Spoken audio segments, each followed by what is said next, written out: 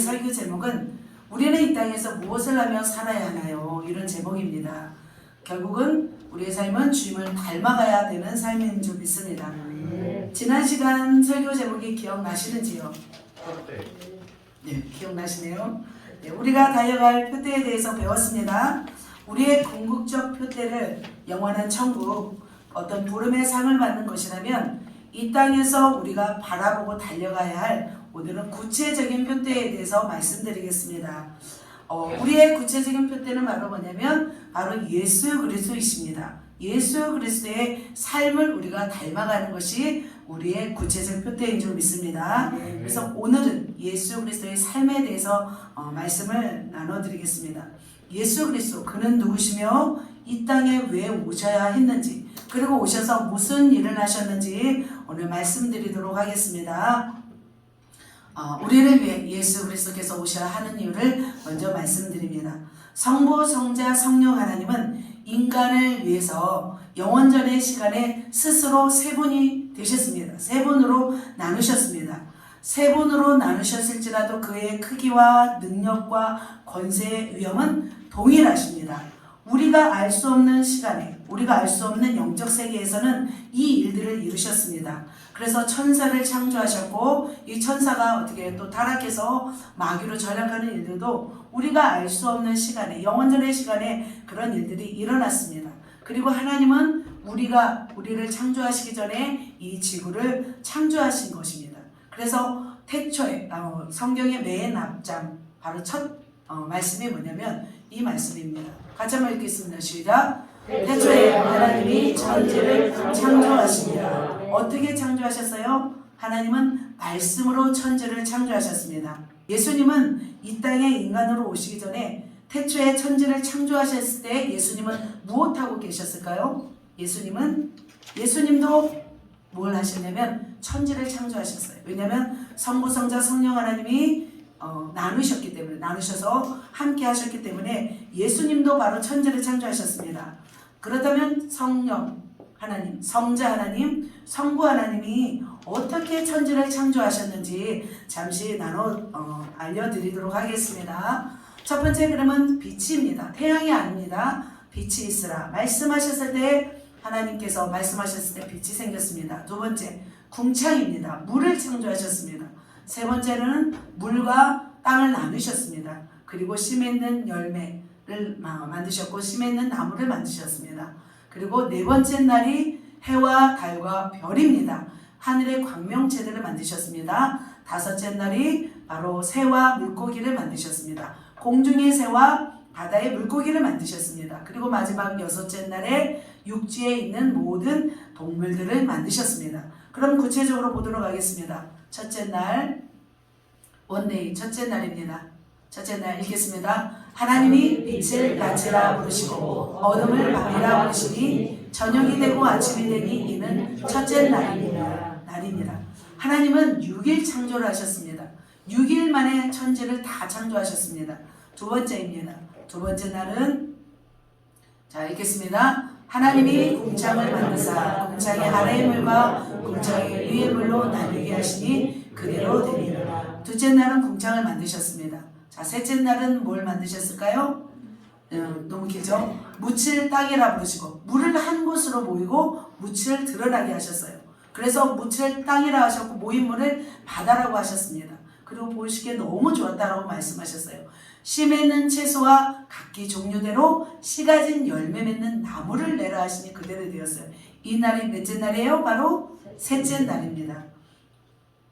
그래서 나무, 모든 식물들은 물과 이산화탄소를 흡수해요. 나무는. 그리고 햇빛을 받아 뭘 내냐면 녹말을 만들어내고 산소를 만들어냅니다. 씨 가진 열매, 씨 가진 채소들이 이런 일을 하고 있습니다. 누가 사람 없는 땅에 사람 없는 광야에 비를 내리고 황무하고 공허한 토지를 축축하게 하고 연한 불이 나게 하였느냐? 누구예요? 욥기에서 나오는데 바로 하나님이 이렇게 하신다는 뜻입니다. 자, 아름다운 광경들, 하나님의 창조물들을 보겠습니다. 미국 네바다에 있는 플라이 가널천, 너무 아름답습니다. 반딧불 동굴, 네덜란드 있습니다. 누가 만드셨어요? 아브라함 호수입니다. 캐나다에 있는 아브라함 호수. 바이칼 에메랄드 호수 러시아에 있습니다. 이토록 아름답습니다. 실제로 보면 얼마나 아름답까요? 물을 돌같이 굳게 얼리는 이, 바다의 수면도 얼게 하는 이가 누구냐? 바로 누구십니까? 하나님이신 줄 믿습니다. 욥기서 38장 30절에 나와 있습니다. 자, 넷째 날입니다. 넷째 날은 뭘 만들었을까요? 영어로 다 써 있었네요. sun, moon, stars 다 써 있었네요. 해와 달과 별들을 만드셨습니다. 해달 별을 보겠습니다. 같이 한번 읽겠습니다. 시작. 또 광명체들이 하늘의 궁창에 있어 땅을 비추라 하시니 그대로 되리라. 하늘의 광명체들을 누가 만드셨냐면 하나님이 만드신 거예요. 빅뱅을 통해서 막 우연하게 뻥 터져서 이 별과 달들이 만들어지는 게 아닙니다. 하나님이 만드셨습니다. 수금지와 목토 천의 명이죠. 가운데 파랗게 빛나는 저게 뭐예요? 바로 우리가 살고 있는 지구입니다. 태양계 속에서 바로 수금지 세 번째에 있는 바로 별이 우리 지구예요. 더 가까이 있으면 너무 뜨거워서 살 수 없고 조금 더 멀리 있으면 추워서 살 수 없어요. 다 적당한 위치에 우리 지구를 다 이렇게 주셨어요. 하나님께서 우리를 너무 사랑하시기 때문에 우리를 살게 하기 위해서 하나님이 이렇게 만드신 줄 믿습니다. 돌고 있습니다. 수성, 지구, 화성은 시계의 반대 방향으로 돌고 있습니다. 그런데 지구는 어떻게 돌고 있어요? 금성은 어떻게 돌고 있어요? 시계 방향으로 돌고 있습니다. 이렇게 태양을 중심으로 모든 행성들이 돌고 있습니다. 정확한 시간에 정확한 위치에 흐트러지지 않고 그 자리에서 맴돌면서 태양의 지구를 한 바퀴 돌고 있습니다. 매일 한 바퀴 돌고 있고 1년을 주기로 또 돌고 있는 공전과 자전을 하고 있습니다. 누가 만드셨냐면 바로 하나님이 만드신 줄 믿습니다. 자, 지구 주위를 누가 돌고 있어요? 바로 달이 돌고 있습니다. 다섯째 날, 아까 지금까지가 넷째 날을 하나님께서 만드신 지구를 비롯한 모든 광명체들이었습니다. 다섯째 날은요, sea, flying, creators 이렇게 나왔네요. 바로 하늘에 공중나는 새와 바다의 물고기입니다. 같이 읽겠습니다. 시작. 하나님이 이르시되 물들은 생물을 번성하게 하라. 땅 위의 하늘의 공창에는 새가 나르라 하시고. 새들을 보겠습니다. 새를 그 종류대로, 모든 새를 그 종류대로 하나님이 창조하셨어요. 하나님이 보시기에 좋았더라 말씀하고 있습니다. 창세기 1장 21절에 나와 있습니다. 자, 놀라운 디자인입니다. 무슨 동물이 나올까요? 맞춰보세요. 네, 한번 보겠습니다. 뭐가 나올까요? 네, 물고기입니다. 물고기의 종류가 이렇게 나와 있습니다. 우리가 알지 못하는 수많은 물고기들입니다. 이 물고기들 보셨나요? 이건 저기 니모에 나오는 물고기입니다. 그죠? 자, 이런 물고기들 바로 주님이 창조하신 작품들입니다. 우리는 이걸 생각할 수 있을까요? 우리는 생각할 수 없어요. 하나님이시니까 이렇게 생각해서 만드십니다. 까마귀 새끼가 하나님을 향하여 부르짖으며 먹을 것이 없어서 허우적거릴 때 그것을 위하여 먹이를 마련하는 이가 누구냐? 바로 이렇게 말씀 욥기서에 나와 있습니다. 바로 하나님이신 줄 믿습니다. 또 누가복음 12장 24절에 예수 그리스도께서 말씀하신 내용입니다. 까마귀를 같이 읽겠습니다. 까마귀를 생각하여 심지도 아니하고 거두지도 아니하며 골방이 없고 창고도 없을 때 하나님이 기르시다니 너희는 새보다 얼마나 귀하냐. 주님이 말씀하셨습니다. 주님은 까마귀를 만드셨기 때문에 까마귀의 그 삶을 다 아시나 봐요. 자, 여섯째 날입니다. 여섯째 날은 뭘 만드셨나요? 바로 동물을 만드셨습니다. 그리고 사람을 만드셨습니다. 같이 읽겠습니다. 시작. 하나님이 이르시되 땅은 생물을 그 종류대로 내되 가축과 기는 것과 땅의 짐승을 종류대로 내라 하시니 그대로 되니라. 가축과 기는 것과 땅의 동물을 내셨어요. 자, 이게 누구예요? 기린입니다. 폭탄 먼지벌레라는 것이 있어요. 이 벌레는 정말 몸에 닿으면 굉장히 뜨거운 열을 낸다고 합니다. 그래서 손에 화상을 입기도 합니다. 자기를 보호하는 거죠. 과산화수소, 하이드로퀴논 이렇게 들어있습니다. 그리고 고양이가 나옵니다. 고양이도 누가 만들었냐면 바로 하나님이 만드신 줄 믿습니다. 고양이가 어떻게 해요? 32층 빌딩에서 떨어졌어요. 그런데 살아남았대요. 놀라운 그 복원력이에요. 우리 고양이는. 그리고 말에게 강한 힘을 준 것이 너냐? 그 목에 흩날리는 갈기를 달아준 것이 너냐? 하면서 욥에게 하나님이 말씀하신 내용이죠. 바로 말은 누구와 만드신 거예요? 하나님이 이렇게 힘을 준 것이에요. 이렇게 갈기를 달아줬어요. 자, 기린은 꼭 위에 있는 나뭇잎을 먹습니다. 왜 위에 있는 나무를 먹을까요? 이유가 있어요. 기린은 목이 길어서 먹는 게 아니라 목이 길어서도 먹지만 바로 고혈압 환자래요. 그래서 땅으로 먹으면 고혈압으로 고통받는데요. 그래서 물은 잠깐 먹으니까 한 번 먹고 얼른 일어나야겠죠. 이 모든 것을 만드신 분이 하나님이십니다. 또 누굴 만들었냐면 원숭이. 원숭이가 사람의 조상인가요? 아니요. 아닙니다. 사람의 조상이 아니라 원숭이는 동물입니다. 동물에 불과합니다. 하나님은 이렇게 만드셨습니다. 그러면 사람은 어떻게 만들었을까요? 사람은 어떻게 만들었을까요? 우리의 형상을 따라 하나님이 만드셨습니다. 같이 읽겠습니다. 창세기 2장 7절입니다. 시작. 여호와 하나님이 땅의 흙으로 사람을 지으시고 생기를 그 흙에 불어넣으시니 사람이 생명이 되니라. 하나님께서는 흙으로 사람을 지으셨습니다. 그런데 흙으로 사람을 지으셨을 때 누구의 형상대로 사람을 지으셨냐면 바로 하나님의 형상대로 사람을 만드셨습니다. 그리고 그 하나님의 형상대로 만드시고 하나님은 보시기에 좋았더라 이렇게 말씀하였습니다. 우리는 바로 누구의 형상이냐면 하나님의 형상이에요. 하나님의 모습을 우리가 닮았다는 거예요. 하나님의 성품을 닮았고 또한 하나님의 외형은 잘 모르겠어요. 우리가 천국에 가보면 알겠지만 아무튼 우리가 하나님을 닮은 그런 사람으로 창조하셨습니다. 그리고 어떻게 하셨냐면 보도록 하겠습니다. 흙을 만드시고 그 코에 뭘 불어넣어 주셨냐면 생기를 부어넣어 주셨습니다. 으앙 하고 일어났죠. 이렇게 사람이 되었습니다. 그러면 사람의 몸은 어떤 모습일까요? 이렇게 5주, 7주, 10주, 13주, 28주가 되어야 사람이 이제 아기로 태어납니다. 이 과정 하나하나를 하나님이 다 창조하셨다는 것입니다. 그래서 사람의 몸은 몸, 기관, 세포, 분자, 원자, 아원자, 소립자 굉장히 우리의 몸에 움직이는 굉장히 속에 있는 세포들이 굉장히 복잡합니다. 이 복잡한 것을 우연히 어떻게 만들어졌을까요? 바로 하나님이 만드셨기 때문에 이런 복잡한 설계대로 가지고 우리가 살아가는 줄 믿습니다. 사람은 세포들이 있어요. 저도 이제 세포를 공부했는데 혈액세포가 있고 지방세포가 있고 근육세포가 있고 신경세포가 있고 모든 우리의 몸은 다 세포로 구성되어 있어요. 그런데 한 사람의 그 몸에 있는 모든 세포는 60조 개에서 약 100조 개가 들어있대요. 그래서 여러분은 100조 개의 세포로 여러분은 지금 만들어진 사람인 거예요. 바로 누가 창조하셨냐면 하나님이 창조하셨습니다. 주께서 내 장부를 지으시며 나의 모태에서 나를 조직하셨나이다. 내가 주께 감사함은 나를 지으심이시며 막책하심이라 이렇게 말씀하고 있습니다. 그래서 집마다 지은 이가 있듯이 만물을 지으신 이는 하나님이신 줄 믿습니다. 그런데 대부분 사람들은 이렇게 우리는 하나님을 믿지만 사람들은 진화론을 믿고 있어요.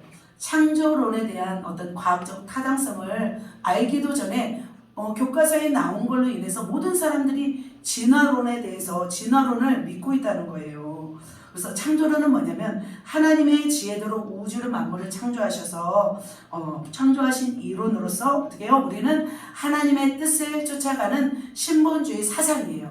그러나 진화론은 뭐냐면 생명의 근원이 우연히 만들어진 사물로서 진화되었다고 하는 거예요. 그래서 이 뭐냐면 진화론은 무엇을 의미하냐면 신을 믿지 않는 거예요. 신을 믿지 않으면 누구를 믿어요?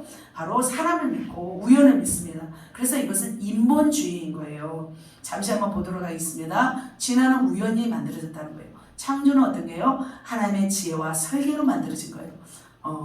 모든 물질도 모든 물건도 지혜가 없이는 만들어질 수 없어요. 설계가 없이는 만들어질 수 없어요.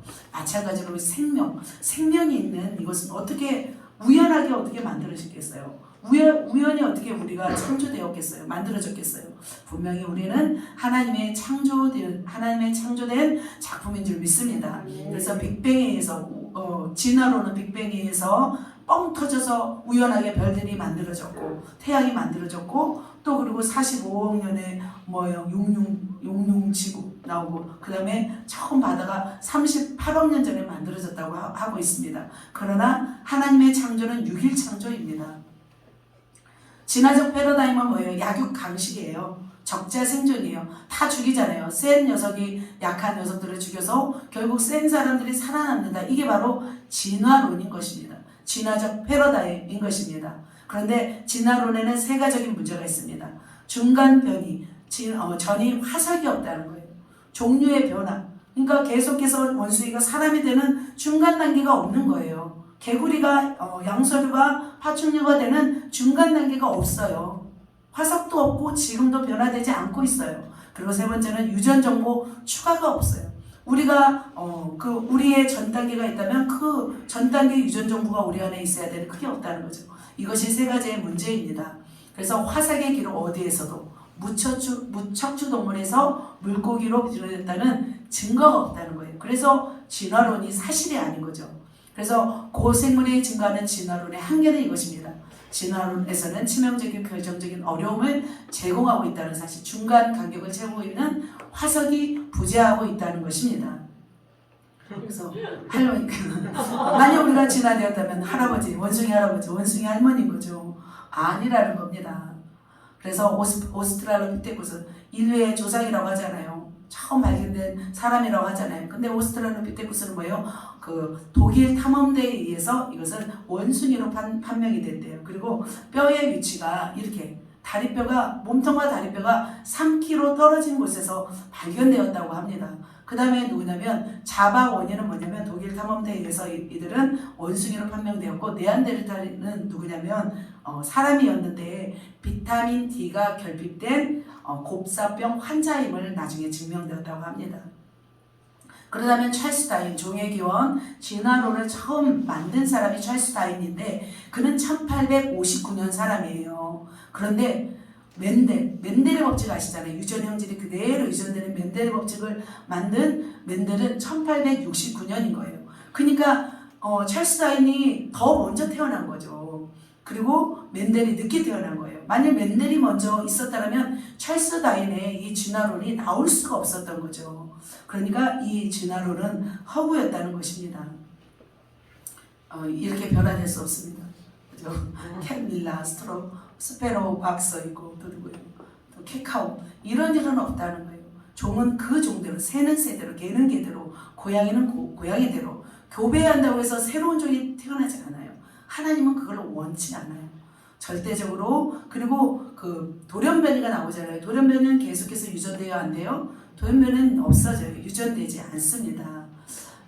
요한복음 1장 3절 읽겠습니다. 시작. 만물이 그로 말미암아 지은 바 되었으니 지은 것이 하나도 그가 없이는 된 것이 없느니라.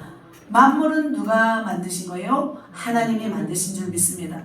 로마서 1장 19절 20절에 뭐라고 말씀하시냐면 하나님께서 이를 그들에게 보이셨느니라. 영원하신 그의 능력과 신성이 그가 만드신 만물에 보여 알려졌나니 그러므로 핑계하지 못할지니라.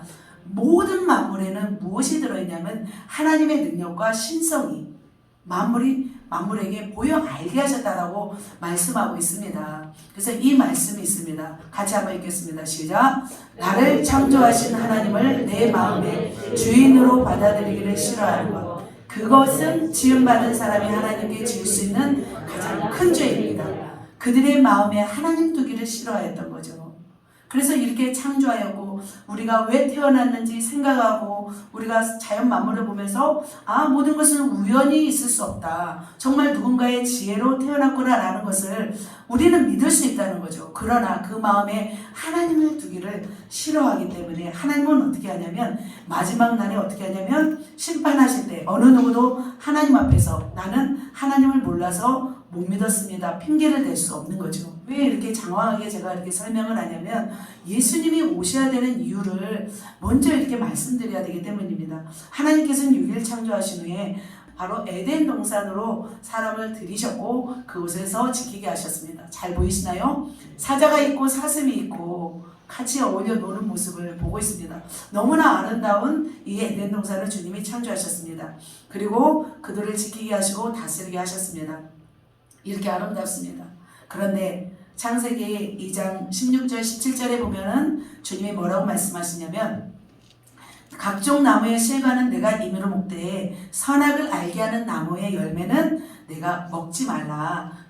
먹는 날에는 내가 정녕 죽으리라 말씀하셨어요. 하나님은 인간에게 자유의지를 주셨고 그 자유의지로 선악과를 따먹지 말고 정말 하나님을 섬기며 경배하라고 하나님이 주인임을 말씀하셨어요. 그럼에도 불구하고 인간은 어떻게 했냐면 스스로를 높아지고 자기가 주인 되기를 원했어요. 사실 인간이 한 것이 뭐가 있어요? 지구를 만들었나요? 풀을 만들었나요? 물을 만들었나요? 인간이 하는 것은 아무것도 없었어요. 에덴 동산은 생명수 강이 흘렀어요. 영원히 살 수 있는 곳이었어요. 그럼에도 불구하고 인간은 자기가 아무것도 아님에도 불구하고 하나님 되기를 원했어요. 하나님처럼 눈이 밝아진다고 뱀이 속였던 거죠. 뱀이 와서 그거 먹으면 넌 하나님처럼 될 거야. 인간은 하나님처럼 되고 싶었던 거예요. 마술도 일종의 하나님처럼 되고 싶은, 뭔가 내가 주인이 되고 싶은 그런 거래요. 그런 죄악된 성품인 거죠. 죄악된 모습이라는 거죠. 그래서 인간은 어떻게 되냐면 하나님의 명령을 어기고 스스로 주인이 되려고 하는 안타까운 일이 벌어졌습니다. 그래서 세월이 지나서 이 뱀이 저렇게 다 꼬여서 하와를 유혹하는 모습입니다. 하나님의 명령에도 불구하고 금지된 이 선악과를 먹었습니다. 그래서 결과가 어떻게 되냐면 저주를 받아서 남자는 평생 동안 땀 흘려 일해야만이 살 수 있는 그런 고통이 주어졌고요. 여자에게는 해산의 고통이 주어졌습니다. 뱀에게는 어떤 고통이 주어졌어요? 흙을 먹으며 배로 땅을 기어다니는, 모든 여자들이 굉장히 징그러워하는 동물 중에 하나가 뱀이잖아요. 징그러워하지 않는 사람이 있나요? 네, 징그럽잖아요. 보기만 해도 징그럽잖아요. 그런 저주를 받았기 때문에 이렇게 되었습니다. 그런데 더 큰 저주가 있었어요. 이것은 그냥 땀 흘리고 수고하고 해산의 고통이 있고 어떤 배로 땅을 기어다니는 이런 저주보다 더 큰 저주가 왔습니다. 바로 뭐냐면 하나님과의 분리되었던 저주인 거예요. 죄의 삭시 사망인 거예요. 그래서 하나님과 교통할 수도 없고 사람은 이제 죽게 되었어요. 에덴 동산에서 쫓겨나서 이 땅에서 흙을 갈게 하잖아요. 하염동으로 다 막으시고, 그리고 어디를 가냐면 인간은 이 죄로 인해서 어디로, 하나님과의 관계가 끊어져 버린 거예요. 그래서 어떻게 되냐면 하나님을 알지 못하고 하나님을 믿지 않고 하나님으로 인해서 떨어졌기 때문에 인간은 모두가 지옥에 갈 수밖에 없었어요. 뜨거운 지옥. 봐봐요. 손을 의리면서 이 불구덩이 속에서 영원히 꺼지지 않는 불구덩이에서 평생 가야 하는, 영원히 살아가야 하는 이 고통, 이 저주가 인간에게 주어졌다는 것입니다. 그래서 누군가 이 고통에서 꺼내주기 위해서 누군가가 구속하기 위해서 값을 치러야 했습니다. 그것이 바로 뭐냐면 우리의 구속자 예수 그리스도이십니다. 구속자 예수 그리스도께서 이 다리를 연결시켜 주기 위해서 오셨다는 거예요. 그래서 예수님이 꼭 오셔야 하는 이유는 바로 이것이었습니다. 우리에게 풍성한 삶을 주기 위해서, 우리를 행복하기 위해서 물론 또 오셨지만 그보다 더 중요한 것은 뭐냐면 하나님과의 관계.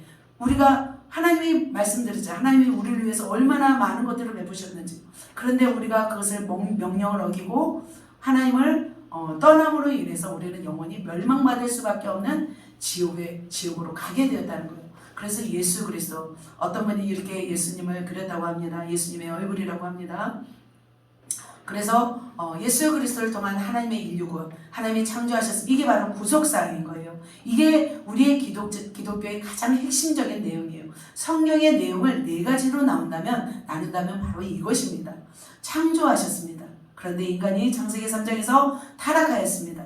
그래서 예수 그리스도께서 3장 이후로 오실 이제 하나님의 나라, 하나님의 백성을 계속 키우시잖아요. 그리고 결국 유다의 자손, 다윗의 후손으로부터 바로 예수 그리스도가 오십니다. 그리고 예수 그리스도께서 가셨죠. 그리고 마지막 날 다시 오실 것입니다. 그때 오셔서 이제는 완전히 회복하시고 완성하시고 예수 그리스도께서 이제는 심판주가 되어서 모든 사람을 심판하시고 천국으로 지옥으로 인도하실 분이 바로 예수 그리스도이십니다. 꽉꽉거려서 죄송합니다. 네, 바로 예수 그리스도이십니다. 이게 핵심인 줄 믿습니다. 그래서 오늘 예수 그리스도께서 이렇게 오셔야 하는 이유를 조금 길지만 30분에 걸쳐서 설명한 것은 뭐냐면, 예수 그리스도가 오셨고 또 앞으로 살아가실 것인데 우리가 그러면 어떻게 살아가야 되는지, 우리가 무엇을 하며 살아가야 되는지를 말씀드리기 위하여 이렇게 말씀드렸습니다. 바로 성자 하나님이십니다. 예수 그리스도는 BC 4년에 베들레헴의 작고 초라한 마구간에 오셨습니다. 그런데 예수님은 어떻게 오셨냐면 하늘 영광을 버리고 피조물인 인간의 모양으로 오셨습니다. 왜 인간의 모양으로 오셨어요? 거대한 인간, 뭐 어떤 위협적인 인간, 어떤 그런 천사의 모습이 아니라 작고 연약한 인간, 아기 예수로 오셨어요. 우리와 똑같은 모습을 하고 예수님이 오셨어요. 왜 이렇게 인간으로 오셔야만 했냐면 죄로 죽은 인간이 하나님과의 단절이 되어서 우리는 어떻게 해요? 하나님의 음성을 이제는 들을 수가 없었어요. 아담은 들었어요? 안 들었어요? 하나님의 음성을 듣고 살았어요. 매일 하나님과 교제했어요. 그러나 이제는 떨어졌기 때문에 우리는 하나님의 음성을 들을 수가 없어요. 그래서 누군가 하나님의 음성을 대신 들려줄 인간이 필요했던 거죠. 무슨 말씀인지 알겠죠? 개미들이, 예를 들면 개미들이 어떤 불이 있는 낭떠러지에 계속 떨어져 죽고 있어요. 대대손손 죽고 있어요. 그러면 어떻게 해야 돼요? 물론 이제 그것은 다 헤쳐버리면 되겠지만 계속해서 불이 생겨난다면 누군가 그 개미가 되어서 그곳에 가면 떨어져 죽어, 그곳에 가면 안 돼 라고 누군가 말해줘야 하는 것처럼 마찬가지로 우리 인간에게 예수 그리스도께서 인간의 모습으로 오셔야만이 그 말을 할 수 있었던 거죠. 그래서 예수님은 인간의 모습으로 오셔서 어떤 말씀을 하시냐면 인간이 알아들을 수 있는 말들을 하셨어요. 바로 이 말씀입니다. 같이 한번 읽겠습니다. 시작. 내가 곧 생명의 떡이니라 이렇게 말씀하셨습니다.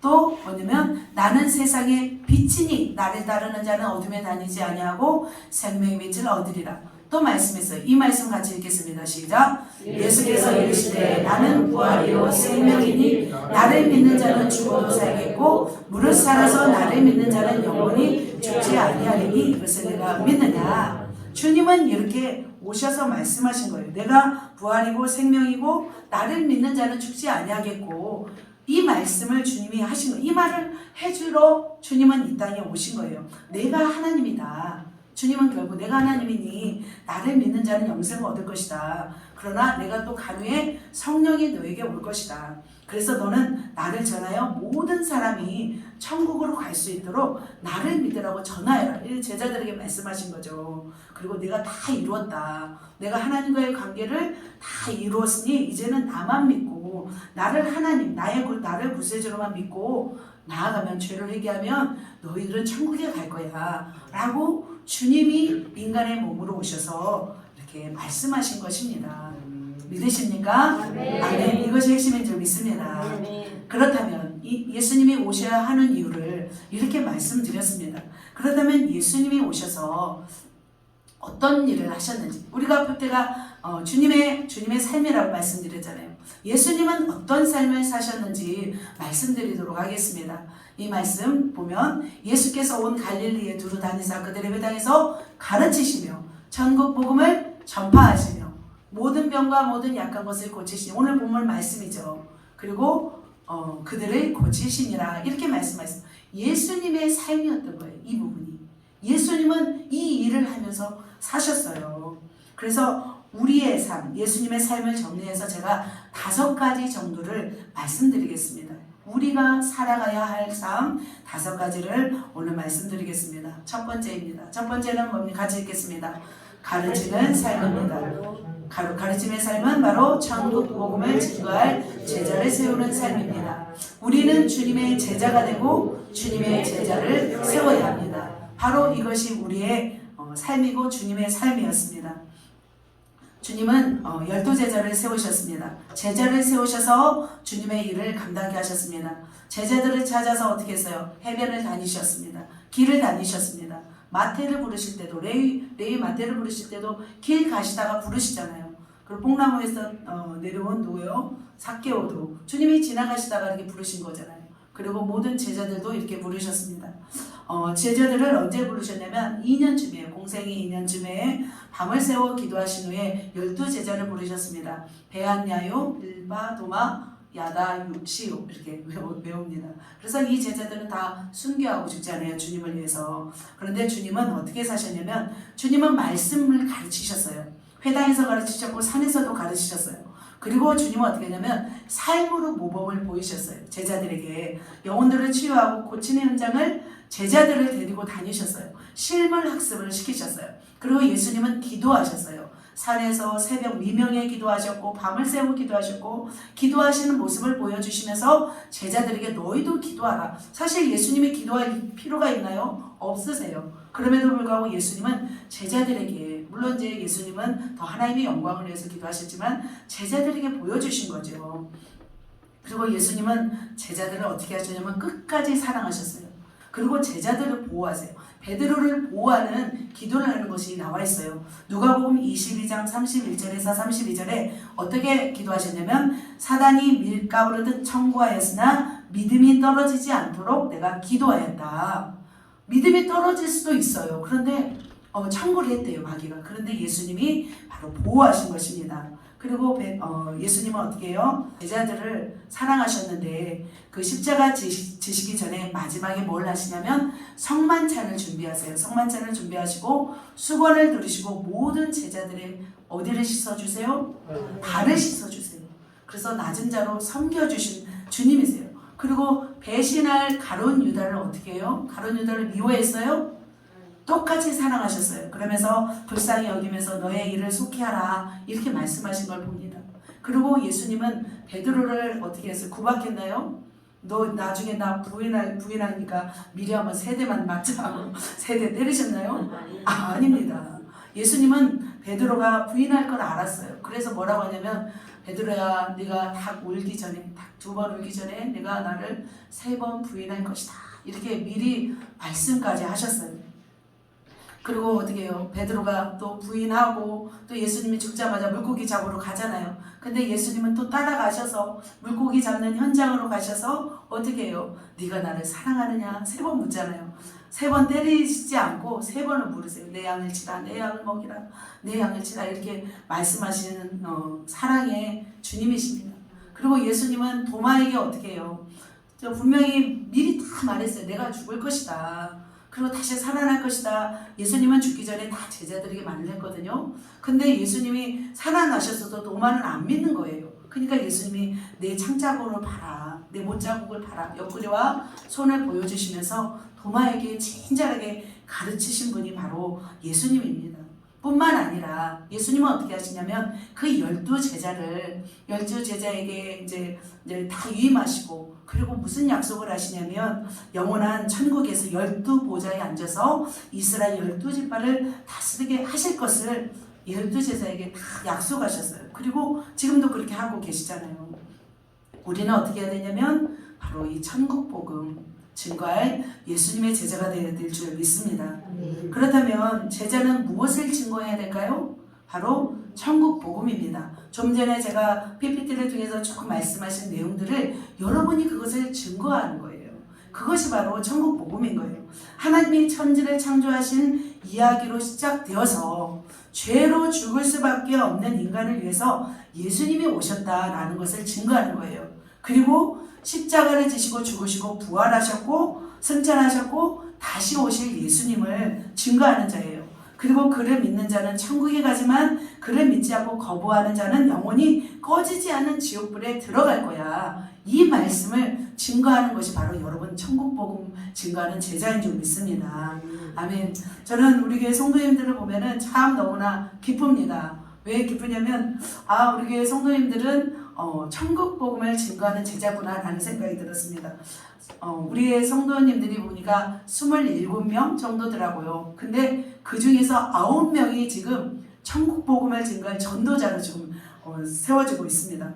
새로 오신 분들도 막 전도하고 싶으세요. 그래서 참 우리 교회는 그래도 전 성도의 3분의 1이 전도자로 세우셨다는 게 너무나 기쁩니다. 우리는 듣든지 아니 듣든지 천국 복음을 증거해야 될 줄 믿습니다. 교회를 또 데리고 와서 천국 복음을 듣게 해야 될 줄 믿습니다. 천국 복음은 촌스러운 복음이 아니에요. 이거는 진리의 복음인 줄 믿습니다.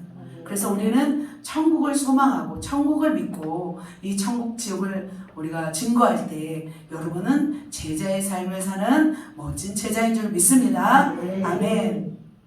두 번째입니다. 두 번째는 예수님은 어떤 삶을 살았냐면 같이 읽겠습니다. 질병을 치료하는 삶을 살았습니다. 마가복음 밑에 것만 읽겠습니다. 밑에 거 마가복음 1장 32절 33절 저물어 해질 때 시작. 저물어 해질 때 모든 병자와 귀신 들린 자를 예수께 데려오니 온 동네가 그 문 앞에 모였더라. 이렇게 말씀하십니다. 예수님의 3분의 2 사역은 바로 치유 사역이셨습니다. 왜 주님은 치유 사역을 이렇게 많이 하셨을까요? 왜냐하면 그 당시는 가난했어요. 너무 열악한 환경에서 살았어요. 그리고 끊임없는 죄악 가운데 살았어요. 포로에서 돌아온 이후에도 계속 하나님 없는 삶을 살았기 때문에 그들은 영혼이 어떻게 해요? 피폐해진 상태인 거예요. 영혼이 병들면 어떻게 되면 육체가 병들어요. 그래서 주님은 양같이 유리하고 방황하는 영혼들을 불쌍히 여기신다고 말씀하셨어요. 근데 우리의 영혼이 기쁘고 영혼이 행복하면 병이 오나요? 잘 안 오나요? 병도 안 와요. 근데 그 당시에는 병든 사람들이 많았어요. 잘 먹고 잘 사는 사람들에게는 사실 병이 별로 안 오죠. 영양제로 채우고 또 운동으로 채우면서 병들이 안 와요. 그러나 가난하고 힘든 사람들은 병이 더 오는 거예요. 그래서 어떻게 해요? 아플 수밖에 없는 거죠. 그런데 주님은 그런 영혼들을 불쌍히 여기셨습니다. 베드로의 장모의 열병을 치유하셨습니다. 맹인들의 눈을 뜨게 해주셨습니다. 그리고 거지 아드메오의 눈을 떴게 했고요. 혈루증 여인의 혈루증을 고쳐주셨습니다. 그리고 중풍병을 치료해 주셨습니다. 주님은 어떻게 했냐면 해질녘까지 온 각색병에 걸린 사람을 치료하여 주셨습니다. 그래서 3년 공생애 동안 예수님은 이 치유 사역에 굉장히 에너지를 다 헌신하며 사용하셨어요. 보면은 해질녘까지 와서 사람들이 치료해달라고 하셨어요. 근데 해질녘까지 주님은 다 치료하셨던 거예요. 그래서 참 우리도 더 해질녘까지 할 수 있도록 예수님의 능력을 더 받아야겠다는 마음이 들었습니다. 그래서 하나님은 이렇게 치유 사역을 하셨는데 우리도 치유 사역을 해야 될 줄 믿습니다. 얼마나 많은 사람들이 치유받기를 원하는지 몰라요. 불치병에 시달리는 사람은 정말 치유받기를 원해요. 저 같은 경우도 아프면 굉장히 힘들더라고요. 그런데 이 시대에 치유 사역을 한다고 이단이라고 생각하고 저 교회는 이상하다라고 생각한다면 정말 그거는 큰일입니다. 왜냐하면 어떤 분이 그랬어요. 치유 사역 위험해 하는 분들이 있었어요. 근데 본인의 가족이 불치병이 생겨버린 거예요. 그럼 어떻게 해요? 하나님을 어떻게 감히 함부로 보면 안 된다는 거죠. 예수님은 이렇게 하셨기 때문에 우리도 이 치유 사역을 해야 될 줄 믿습니다. 치유 사역은 쉽습니다. 생각보다 쉽습니다. 우리가 주님이 하신 일을 믿고 나아가면 치유의 역사가 일어납니다. 우리가 믿음으로도 치유하지만 하나님이 또 신의 은사를 주셔서 또 치유의 역사가 일어나기도 합니다. 그리고 치유하시는 분이 성령님이십니다. 우리가 성령님을 의지하고 성령님께 맡기면 성령님이 여러분을 치료하신 줄 믿습니다. 이 치유 사역이 왜 중요하냐면 이 치유를 통해서 하나님께 영광을 돌리게 되고 이 치유 사역을 통해서 많은 사람들이 주님을 믿게 할 수 있기 때문에 이 치유 사역이 중요합니다. 사도행전에 보면은 누가 나오냐면 베드로와 요한이 어디로 가냐면 성전 미문에 있는 앉은뱅이를 봅니다. 옛날 성경에는 앉은뱅이지만 나면서부터 걷지 못하는 사람을 봅니다. 그런데 베드로와 요한이 어떻게 해요? 예수의 이름으로 일어나 걸으라 했죠. 금과 은은 내게 없거니와 내가 없는 거 뭐예요? 나사렛 예수 그리스도의 이름으로 일어나 걸으라 할 때 일어나 걸었습니다. 그가 걷고 뛰고 하나님을 찬양했어요. 그러자 어떤 일이 일어났냐면 그곳에 그 예루살렘에 5,000명이 되는 사람들이 하나님께 나와서 회개하고 구원받는 역사가 있었어요.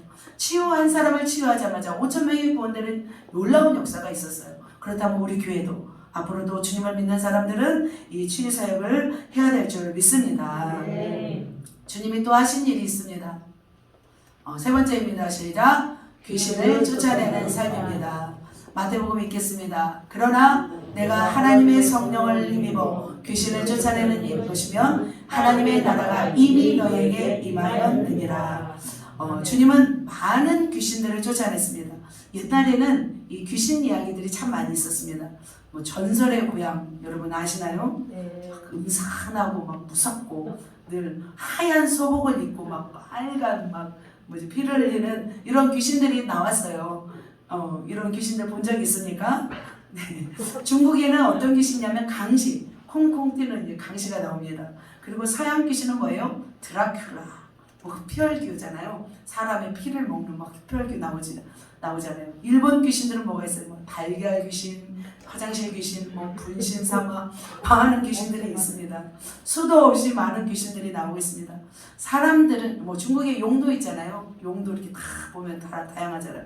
사람들이 알게 모르게 이렇게 귀신들을 소개하는 걸 보면 실제 귀신이 있어서 그럴까요? 없어서 그럴까요? 있어요. 실제 있기 때문에 이렇게 귀신 이야기들이 나오는 거예요. 만화에도 나오고 TV에도 나오고요. 상상 속의 존재가 아닌 거예요.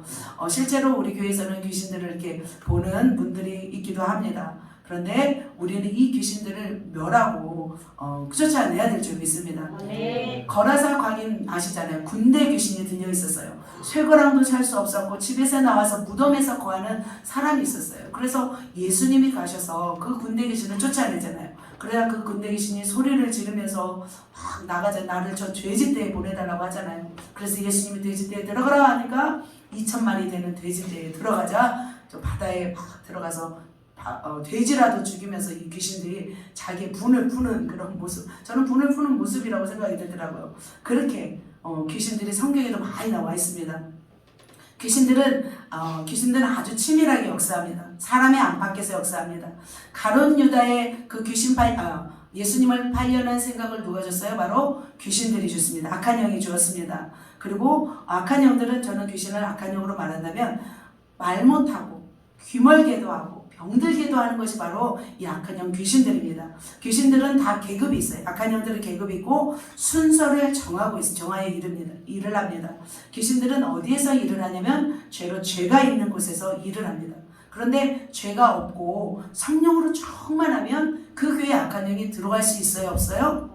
우리의 몸이 성령으로 충만하고 우리의 몸이 죄를 짓지 않으면 악한 영이 들어갈 수 없어요. 그래서 가장 낮은 계급의 귀신들은 우리의 몸속에 들어와서 역사하고 있어요. 병들게도 하고 사고를 하기도 해요.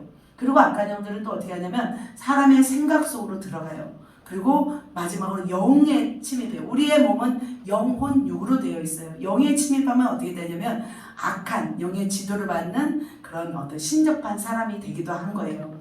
그래서 이 악한 영들을 우리는 쫓아내야 될 줄 믿습니다. 개인과 가문과 나라와 민족별로 이 악한 영들은 일하고 있어요. 루시퍼는 그래서 모든 구역을 나누어줘서 각자 귀신들에게, 악한 영들에게 그곳을 하나님의 나라가 아니라 귀신의 나라를 만들게 하기 위해서 일하고 있다는 거예요. 그래서 세계적으로 보면 지금 전쟁이 일어났고 기근이 일어나고 지진이 일어나고 세속으로 물들고 어둠, 자살을 하게 하고, 그리고 그리스도를 대적하는 적그리스도, 그리고 이단들, 또 모든 종교들, 유물론 사상들, 공산주의 사상, 이게 다 누가 하는 거냐면 바로 악한 영이 하는 건 줄 믿습니다. 우리는 두려워해야 될까요? 두려워해야 될 필요가 없습니다. 왜냐하면 우리와 함께 하시는 하나님이 더 강하시기 때문입니다. 그래서 우리는 더 능력을 받아야 되고 능력만큼 악한 마귀를 이길 수 있습니다. 기도할수록 하나님은 우리에게 강한 천사를 붙여주십니다. 악한 영은 목소리로 이긴 것이 아니에요. 크게 막 소리 지른다고 마귀가 떠나는 것이 아니에요. 우리가 받은 능력만큼 이 악한 영을 이길 수 있습니다. 그래서 하나님은 우리가 더 기도하고 능력을 받아서 이 악한 영을 쫓아내기를 원하십니다. 그래서 하나님은 어떻게 하시냐면 이렇게 마귀를 몰아내시고 그곳에 하나님이 임하셔서, 마귀가 떠나간 자리에 하나님이 임하시면 그 땅이 어떤 나라가 되는 거예요? 하나님의 나라가 되는 줄 믿습니다.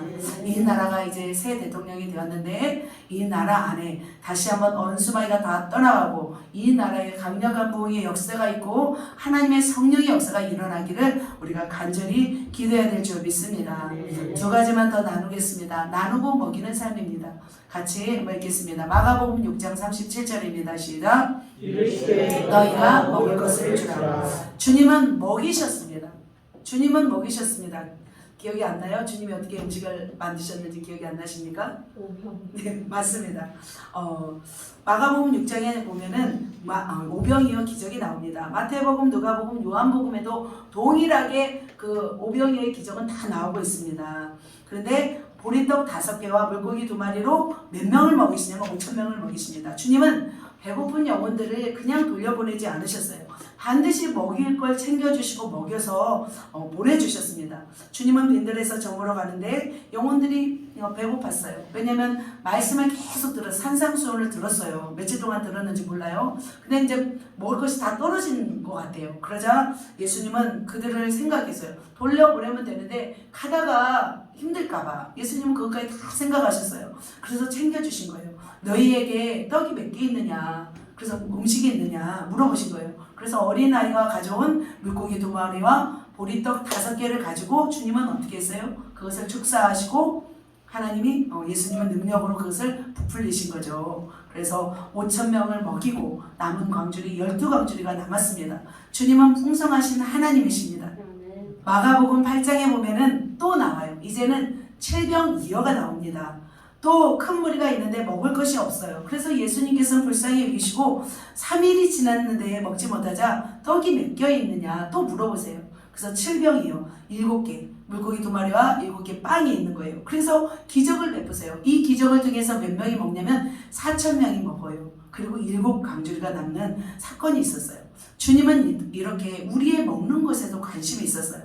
주님은 식탁 교제를 굉장히 좋아하셨어요. 예수님이 십자가 지기 전에도 마가의 다락방에서 제자들과 함께 뭘 나누냐면 떡과 포도주를 나누셨어요. 그래서 우리의 삶에도 이 먹는 것, 나누는 것은 굉장히 중요한 줄 믿습니다. 아멘. 서로 함께 식사를 하며 교제할 때 우리는 더 식구가 되는 것 같아요. 그래서 교회는 반드시 밥을 먹여야 돼요. 배불리 먹여야 될 줄 믿습니다. 어쩌면 하루 교회에서 먹는 식사가 일주일 중에서 가장 맛있는 식사가 될 수도 있어요. 사실 저는 가장 맛있어요. 주일날이 제일 맛있습니다. 우리는 한 끼 식사를 때우기 위해서 주일날 준비하는 것이 아니에요. 교회는 천국잔치예요. 그래서 천국잔치이기 때문에 이 식사를 준비하는 것입니다. 그리고 밥은 사랑입니다. 믿습니까? 밥은 사랑입니다. 밥은 사랑하는 자들을 위해서 준비하는 거잖아요. 지금까지 우리 교회 밥은 한 끼도 맛이 없어 본 적이 없었습니다. 정말 주님의 은혜이고 우리 성도님들, 권사님들, 우리 집사님들의 헌신적인 수고인 것 같습니다. 저도 섬에서 사역할 때 제대로 식사를 준비를 안 해본 적이 없어요. 제대로 식사 준비를 했어요. 최선을 다해서 식사를 준비했고 맛도 최고로 저는 준비했습니다. 어쩌면 또 교회 밥이 맛있어서 오시는 분들도 있었을 것 같아요. 지금은 아닌지 모르겠지만 저희는 그렇게 생각이 돼요. 세상 식당보다도 이곳에 우리 교회 식당이 우리 식당이라고 말씀드리지만 가장 맛있어야 된다고 생각이 듭니다. 제가 이제 26살 때 신학을 준비하면서 엄마 식당에서 제가 1년간 보조 역할을 했어요.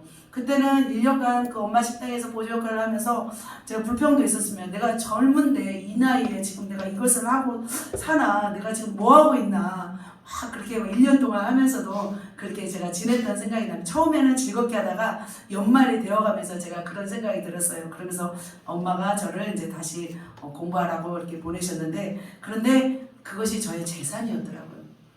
음식을 할 수 있는, 준비할 수 있는 시간을 주님께서 신학하기 전에 만들어 주셨구나 생각이 들었어요. 제가 결혼한 지 한 18년이 되었는데 계속해서 저는 결혼하자마자 밥을 했습니다. 밥을 하면서 청년들을 먹이고 또 선분들을 먹이고 많은 제자들을 또 먹이셨습니다. 그것이 저의 이제 어떤 뭐 하나의 일이었는데, 제가 이제 밥 안 하기 시작한 지 한 2년 된 것 같죠. 하지만 그 전까지는 정말 그렇게 일하며 살았던 것 같습니다. 마찬가지로 우리 저와 여러분 제자들도 영혼들을 위해서 식사를 준비하고 돌보고 먹이는 것이 바로 주님의 사역인 줄 믿습니다. 우리 오병이어 팀장을 비롯해서 우리 교회 식사팀은 가장 최선을 다해 맛있게, 또 정말 맛이 없으면 MSG 조금만 좀 넣어서도 맛있게 해서 우리 성도들을 배불리 먹이는 역할을 해야 될 줄 믿습니다. 아멘. 마지막입니다. 오늘의 핵심 마지막입니다. 예수님은 어떻게 사셨는지 마지막 말씀 드리도록 하겠습니다. 같이 읽겠습니다. 십자가 삶입니다. 마가복음 읽겠습니다. 우리와 제자들을 불러 이르되 누구든지 나를 따라오려거든 자기를 부인하고 자기 십자가를 지고 나를 따를 것입니다. 아멘. 주님은 십자가를 지셨습니다. 그런데 십자가를 지는 삶에는 무엇이 따르냐면 고통이 따릅니다. 어떤 고통이 따를까요? 영혼 육의 고통이 따릅니다. 예수님은 어디에 달려 돌아가셨냐면 십자가에 달려 돌아가셨습니다. 십자가의 형틀은 기원전 1세기 말에 생겼다고 합니다. 식민지에 대한 처벌 방법으로 십자가형을 공식 채택하였는데 처음에는 노예들을 묶어놓고 좀 어떻게 고통을 주는 가혹한 체벌이었다고 합니다. 그런데 기원 후 1세기부터 로마에 저항하는 사람들, 식민 사람들에 대한 어떤 강력한 처벌 행위가 체벌 행위로 변했다고 합니다. 그 다음에 예수님은 어떤 고통을 당하셨냐면 세 가지 고통을 당하셨어요. 첫 번째 고통은 바로 육체적 고통입니다. 십자가의 형벌 고통입니다. 예수님은 자기 십자가를 지시고 해골이라 하는 곳으로 가셨습니다. 십자가 처형 기구는 두 부분으로 나뉩니다. 가로형과 세로형으로 나눠 있습니다. 땅에 박혀 있는 세로형의 나무가 있고 가로형, 이제 못 박는 양손에 못 박는 가로형의 사각 기둥이 있습니다. 사형수는 가로형의 나무 기둥에 팔이 고정되어 못을 박습니다. 보통 손바닥에도 박지만 발견된 유골에 의하면 손목에 박힌다고 하고 있습니다. 손목뼈가 부러져 있는 것을 보았다고 합니다. 그렇게 손목에 박혀서 고정시킵니다. 세로축에 고정시키고 세로축에는 바로 발을 잡아다녀서 발에다 못을 박는 것입니다. 그런데 이 고통이 얼마나 크냐면 중력으로 인해서 오랜 시간 몸에 걸쳐 있으면 횡격막이 압박된대. 그리고서 쭉 늘어지면서 질식사를 하게 된다고 합니다. 그래 십자가형은 굉장히 잔인했습니다. 십자가 형틀에 못 박혀 매달린 사형수가 근육 경련과 질식 현상으로 인해서 수시간 내에 혼수 상태에 빠지게 됩니다. 고통스럽게 죽어가는 공개 처형이었습니다. 태양의 뜨거움이 있었고 밤에는 추위가 있었습니다. 그것을 견뎌내야 하는 벌이 바로 십자가형이었습니다. 십자가는 또 벌거벗기는 인권 침해하는 형벌이었습니다.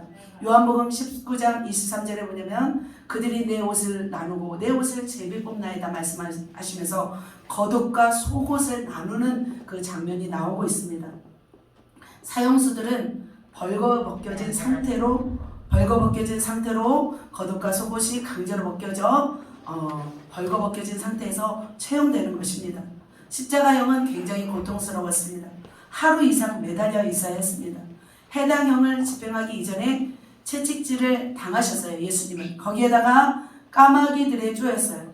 그리고 하루 이상 매달려 있을 때 이 나무에 긁히고 또 예수님은 채찍을 당했기 때문에 굉장히 심한 고통을 당했다고 합니다. 그런데 예수님은 이 고통을 조금이라도 고통을 안 당할 수도 있잖아요. 그러나 예수님은 이 고통을 다 당하셨어요. 왜냐하면 마가복음 15장 23절이 있습니다. 같이 한번 읽겠습니다. 모략단 포도주를 주었으나 예수께서 받지 아니하시니라. 예수님은 이 모략이라는 것은 신포도주, 진통제예요. 마취제예요. 그런데 이것을 예수님은 사용하셨어요. 드시지 않았어요. 예수님은 친히 모든 고통을 다 겪기 위하여 사용하신 것입니다. 십자가에 못 박힌 사형수는 숨을 쉴 때마다 다리에 힘이 들어가므로 고통이 심했다고 합니다. 그런데 예수님은 이 고통을 다 당하신 거예요. 왜냐하면 우리의 고통을 짊어지시기 위해서입니다. 두 번째, 예수님은 어떤 고통을 당하셨냐면 마음의 고통이었습니다. 예수님은 십자가에 지실 것을 아셨을까요? 모르셨을까요? 예수님은 아셨습니다. 미리 그 십자가의 고통을 아셨기 때문에 예수님은 이렇게 말씀하세요. 내 마음이 심히 고민하여 죽게 되었으니 겟세마네 동산에서 기도할 때 제자들에게 이렇게 말씀하십니다. 그러면서 심한 고통을 주님 앞에 토로한 모습을 보입니다. 기도하실 때 예수님은 이 고통을 아셨기 때문에 정말 눈물이 땀방울이 핏방울 되도록 그렇게 간절히 기도하셨던 것입니다. 또 그뿐만 아니라 헤롯에게도 서기관 장로들 대제사장의 하인들에게도 고통을 받으셨습니다. 어떤 고통을 받았냐면 그에게 침을 뱉으며 침 뱉음을 당해본 적이 있나요? 이만큼 좀 고통스러운 게 없잖아요. 주먹으로 치며 손바닥으로 치며 예수님은 머리를 흔들며 예수를 모욕하며 지나가는 사람들조차도 예수님이 어떻게 오셨는데 말씀드렸잖아요. 다 지옥으로 갈 수밖에 없지만 예수님이 우리에게 내가 부활이고 생명이다. 이것을 증거하기 위해서 친히 인간으로 오셨는데 인간들이 이렇게 한 거죠. 마가복음에 또 있습니다. 희롱하며 대제사장들, 서기관들 다 하나님을 믿는 사람들이 희롱하였습니다. 마가복음에 나와 있습니다. 또 누가 했냐면 십자가에서 내려와 믿게 할지어다 예수를 욕하더라. 십자가에 못 박힌 자들도 이렇게 욕을 하는 것을 보았습니다. 이렇게 주님은 마음의 고통을 당하셨습니다. 그러나 이보다 더 고통이 있었습니다. 무슨 고통이었을까요? 사랑하는 제자들에게 버림받는 고통이었습니다. 자녀가 부모가 싫다고 집 나간 것이나 다름없는 것입니다. 제자들이 다 예수를 버리고 도망하니라. 예수님을 잡아갈 때 제자들이 다 예수를 버린 거예요. 다 예수를 버리고 도망하니라 말씀하였어요. 제자들에게 버림받아 본 적이 없는 사람은 이 고통을 모를 거예요. 그러나 정말 사랑하는 자들에게, 사랑하는 사람들에게 배신당한 사람은 이 고통이 뭔지 알 것입니다. 애지중지 키우고 1년, 2년 동고동락하며 모든 것을 주고 모든 정말 하나님의 사람으로 만들어 주었는데 이제 스승이 힘드니까 다 버려버린 거예요. 이것은 바로 너무나 큰 고통입니다. 또 큰 고통이 있었습니다. 가장 사랑하는 베드로가 저주하며 맹세하되 나는 너희가 말하는 이 사람을 알지 못하노라 하니. 예수님은 가장 사랑하는, 그래도 베드로는 말했잖아요. 내가 죽는 데까지 따라간다고 베드로는 말했잖아요. 그리고 어떻게 해요? 진짜 힘들 때, 예수님이 가장 힘들 때 베드로는 예수님을 버리고 도망갔습니다. 부인하고 도망갔습니다. 어떻게 보면 진짜 힘들 때는 옆에만 있어줘도 견딜 수 있더라고요. 그런데 가장 힘들 때, 예수님이 가장 힘들 때 다 도망갔던 거예요. 주님은 지금 이 고통, 이 마음의 고통을 짊어지고 계신 것입니다. 마지막 고통입니다. 예수님이 당한 마지막 고통, 영적 고통입니다. 엘리 엘리 라마 사막다니 나의 하나님 어찌하여 나를 버리셨나이까. 예수님에게 있어서 가장 큰 고통은 뭐였냐면 바로 하나님과의 단절이었습니다. 매일 성부 하나님과 교통하시면서 기적을 행하고 기도하셨던 예수님이 이제는 하나님을 느낄 수가 없는 거예요. 내 양식은 내 아버지 뜻을 행하는 것이라고 하시며 사셨던 주님이 십자가에서 이제는 주님과 단절되신 거예요. 여러분도 만일 지금 은혜 가운데 계시지만 한 주, 두 주, 세 주, 네 주, 1년간 계속 은혜를 받지 못하고 살아간다고 생각해 보세요. 그것은 엄청난 고통인 거예요. 숨 막히는 고통이에요. 영혼이 피폐해지는 고통인 거예요. 바로 가장 극심한 고통을 지금 예수님이 당하신 것입니다. 그리고 제9시죠. 지금 우리나라 나이로는 오후 3시에 주님은 큰 소리를 지르고 숨지셨습니다. 한 사람은 또 이렇게 말했어요. 주님이 운명하실 때 엘리야가 와서 그를 내려주나 보자 하고 조롱하기도 하였습니다. 주님은 그렇습니다. 이렇게 고통을 당하셨습니다. 주님은 당장이라도 십자가에서 내려올 수 있었어요? 없었어요? 내려오셔서 그냥 십자가를 꼽아가지고 막 휘두를 수도 있는 그런 강력한 능력의 하나님이십니다. 그럼에도 불구하고 능력의 하나님이심에도 불구하고 마지막 삶의 절정은 십자가에서 피 흘리는 고난을 당하신 것입니다. 이사야 53장 4절에서 5절 말씀이 있습니다. 그 말씀은 이제 찾아보서 읽으시면 됩니다. 예수님은 인간이 죽어 죄로 죽어 지옥에 갈 수밖에 없는 우리를 하늘에서 그냥 보고만 있지 않았습니다. 예수님은 마귀에 눌리고 고통당하는 사람들을 그냥 보고만 있지 않았습니다. 예수님은 질병으로 고통받는 사람을 그냥 보고만 있지 않았습니다. 우리를 너무 사랑하셔서 죄로부터 지옥으로부터 구원하시기 위해서 하늘 보좌를 버리고 이 땅에 오셨습니다. 그 값을 치르시고 대신하여 가장 비참하고 고통스러운 십자가를 지시고 자처하여 죽으셨습니다. 죄로 인해서 우리는 불구덩이로 떨어질 수밖에 없는, 스스로 나올 수가 없기 때문에 예수님께서 이렇게 대신하여 그 값을 치르고 죽으신 것입니다. 주님은 이 땅에 오신 목적 바로 어린 양으로 오셔서 죽으시고 그 죄값을 대신 감당하신 것입니다. 그렇게 주님은 우리를 위해서 오셨습니다. 그렇다면 우리의 삶은 어떻게 해야 될까요? 우리도 주님을 닮아야 될 줄 믿습니다. 우리도 우리의 십자가를 지고 주님을 닮아가야 될 줄 믿습니다. 3가지 십자가 지는 삶을 말씀드립니다. 첫 번째, 내 자아가 죽는 것입니다. 내 자아가 죽는 것이 바로 예수님의 십자가 지는 삶입니다. 두 번째, 주님을 위해 생명을 드리는 것입니다. 내 전부를 드리는 것입니다. 우리의 물질, 우리의 시간, 우리의 자녀, 우리의 인생을 주님께 드리는 것이 바로 십자가의 삶입니다. 세 번째, 영혼을 위해 죽는 것입니다. 영혼을 위해 은혜의 복음을 증거하는 일을 마치려 하면은 나의 생명도 조금도 귀한 것으로 여기지 말고 살아가는 사명의 삶이 바로 십자가의 삶인 줄 믿습니다. 말씀 한 절 읽겠습니다. 누구든지 하나님을 사랑하라 하고 그 형제를 미워하면 이는 거짓말하는 자니 보는 바 그 형제를 사랑하지 아니하는 자는 하나님을 사랑할 수 없느니라. 십자가는 바로 그 사랑의 결정체인 것입니다. 하나님이 우리를 죽기까지 사랑하셨기 때문에 우리도 주를 위해서 죽기까지 헌신하고 살아가는 것이 우리의 삶이어야 될 줄 믿습니다. 말씀을 정리하도록 하겠습니다. 주님의 삶은 5가지였습니다. 가르치고 병을 고치고 귀신을 쫓아내고 먹이고 십자가 지는 삶이었습니다.